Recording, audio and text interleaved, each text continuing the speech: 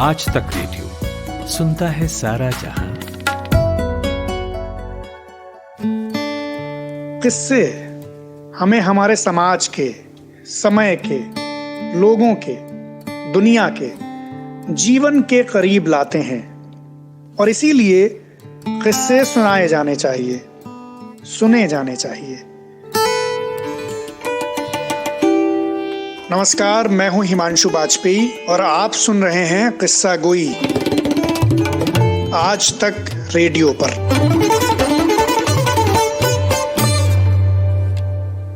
तो सुनाने वाले इस तरह सुनाते हैं कि एक बार एक गुरु ने, एक कथावाचक ने बड़े मन से, बड़ी लगन से, बड़ी मेहनत से कथावाचन में अपना एक शिष्य तैयार किया। जब उसकी शिक्षा पूर्ण हो गई तो शिष्य से गुरु ने कहा कि अब जाओ बेटा, जो मैंने तुम्हें सुनाया है, जो सिखाया है, उसकी मदद से लोगों का कल्याण करो। आम लोगों को, गरीब लोगों को, कमजोर लोगों को कथा सुनाओ और उनकी जिंदगी को अच्छा बनाओ। वो शिष्य गुरु से आज्ञा लेकर के चला गया, मगर इससे पहले कि वो आवाम को कथा सुना पाता, उसकी मुलाकात एक सेठ से हो गई। सेठ ने जब यह देखा कि वो बड़ा अच्छा कथावाचक है तो उसे एक प्रस्ताव दिया कि बजाय लोगों को कथा सुनाने के, बजाय आम लोगों को कथा सुनाने के, तुम मुझे कथा सुनाओ अकेले, और मैं बदले में तुम्हें हर दिन खूब सारी दौलत दूंगा। वो शिष्य लालच में आ गया और उसने अकेले सेठ को कथा सुनाना कबूल कर लिया। जब वो शिष्य सेठ को कथा सुनाने लगा तो एक बार उसके गुरु को यह बात पता चली।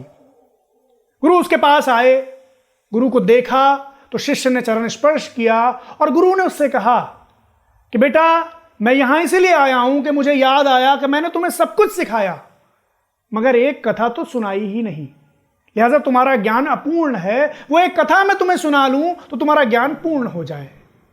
शिष्य ने खुशी जताई। उसने कहा, गुरुदेव, मुझे जल्द बताएं कि कौन सा ज्ञान है जो मुझसे छूट गया है, कौन सी कथा है जो आप मुझे सुनाना भूल गए हैं। गुरुदेव ने कथा सुनाई कि एक बार एक गुरु ने, जो कि कथावाचक थे, विख्यात कथावाचक, उन्होंने एक शिष्य तैयार किया और जब शिष्य तैयार हो गया तो उससे कहा कि जाओ अब जगत का कल्याण करो।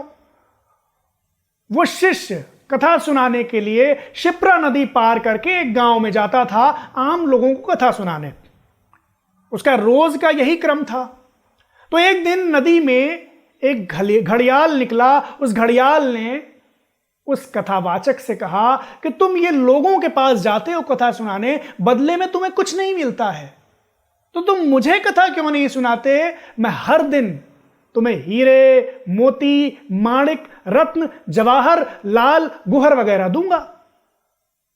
अब वो शिष्य, वो कथावाचक लालच में पड़ गया और घड़ियाल को कथा सुनाने लगा।